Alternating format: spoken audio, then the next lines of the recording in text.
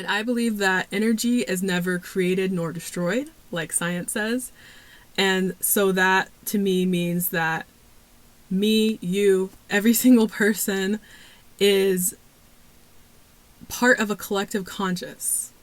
And that we are all the energy that ever was, that is, and ever will be. So we're everything and nothing at the same time, which is pretty big. So find a way to...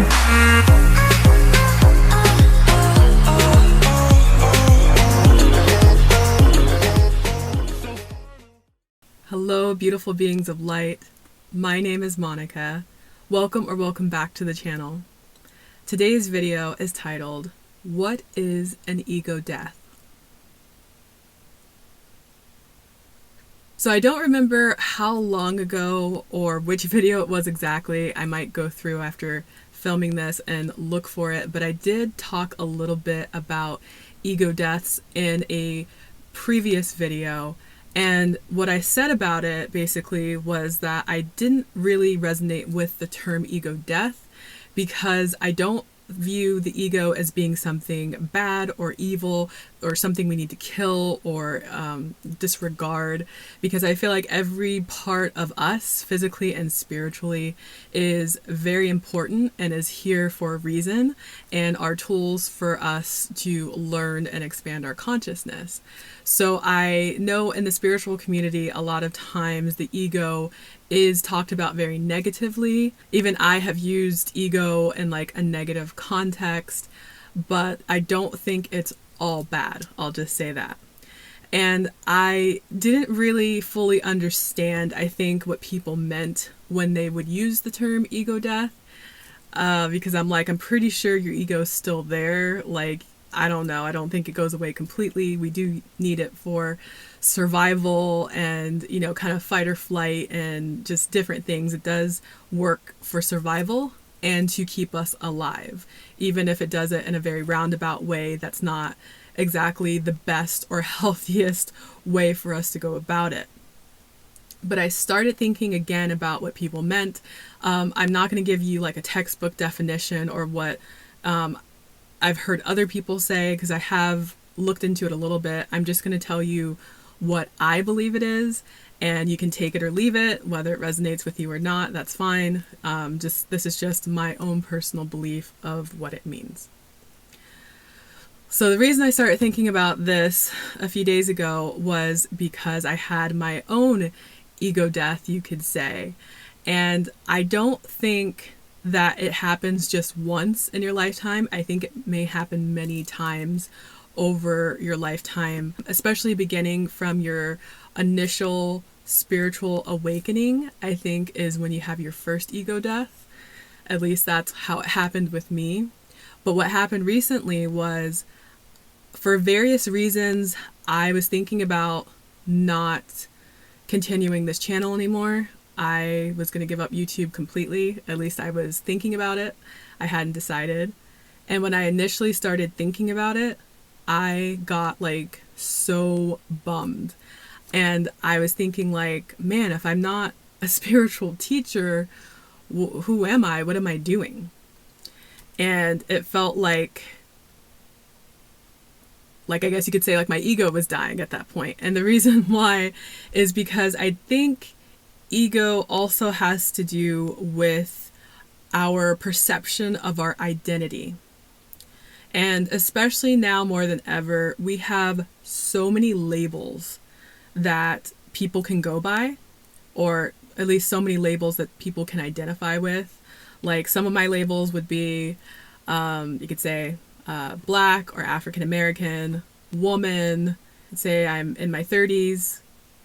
I am married, I'm a wife, I'm a dog mom, I'm a teacher, I'm a YouTuber. I mean, those are just a few, but a lot of us, if not all of us, we have so many labels and so many identities that we are very attached to. And when one of those, especially if one that we really, really identify with, gets taken away or changed somehow, sometimes it can feel like we're going through a type of death, even though we're not physically dying. So for me, the very first time I remember feeling this way was when I had my spiritual awakening a few years ago. It happened during a time where I didn't have a job anymore, and I just got married and moved to a brand new state where I didn't know anyone. And I felt very alone and isolated. And I had been working since I was 14. I was like 24, I think, at the time when I got married. So I'd been working for like a decade, and I had prided myself, and I had so much pride in being a hard worker. I was loyal. I was a quick learner. I could do any job that was given to me. I could complete any task, and probably in advance of the time that needed to be done. And I could do multiple tasks. I could do very hard tasks. So like, I was very, very, very proud about my working skills, because I felt like that's really all I had and how I identified who I was.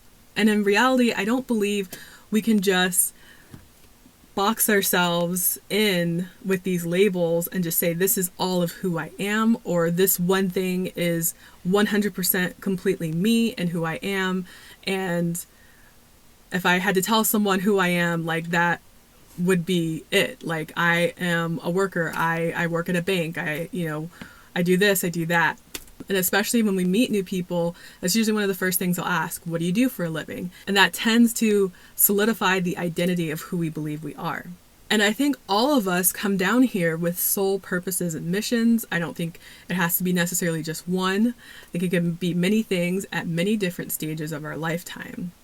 And so at every point, we feel that we are supposed to be doing something, that we have this purpose or this mission to fulfill, even if we're not quite sure what it is. And for many people, like me, it was working. We identified as being a working class and taking care of our family, paying our bills, taking care of ourselves. And that was the majority of it. That was the biggest label we had. For other people, maybe if they're not working, it could be being a parent. And I've heard of, I forget what the term is, maybe empty nest syndrome or something, once all the kids leave the house. And like, for example, if a mom had been a mom all that time and she wasn't working and the kids all grow up and leave, she may feel incomplete because she no longer has that mission. I mean, she'll still always be a mom, let's face it. Like, she'll always be giving her kids advice or helping them out or just, loving them. That's always going to be there. But it's not like a full-time job anymore. And so she may feel very lost and may eventually have an ego death once she realizes that being a mother is not all she is. That is just one aspect of her. And the same with me. I had to go through a stage of, maybe you could call it dark night of the soul, where I was just really depressed. I was like borderline suicidal. I felt I had no purpose, nothing to give anyone, and it was very painful for me. And so I eventually got to the point of asking myself, or asking the universe, I'm like, who am I? What am I doing here? What is the purpose of life? I don't get it. And then I did that third eye chakra meditation, opened up my third eye or pineal gland, and I realized, again, I had remembered that I am an eternal soul. I am an eternal being having a temporary human experience. This meat suit and what I do in my life is not all that I am. I mean, all of these things are kind of on the shallow surface. They're not who we are. Those are just things that we do maybe at certain times of our life. And I believe that energy is never created nor destroyed, like science says. And so that to me means that me, you, every single person is part of a collective conscious, and that we are all the energy that ever was, that is, and ever will be. So we're everything and nothing at the same time, which is pretty big. So once I got beyond that identity, that ego identity of I'm a working person, I'm a working woman, but now I'm not working, who am I? I finally realized that that's not my identity.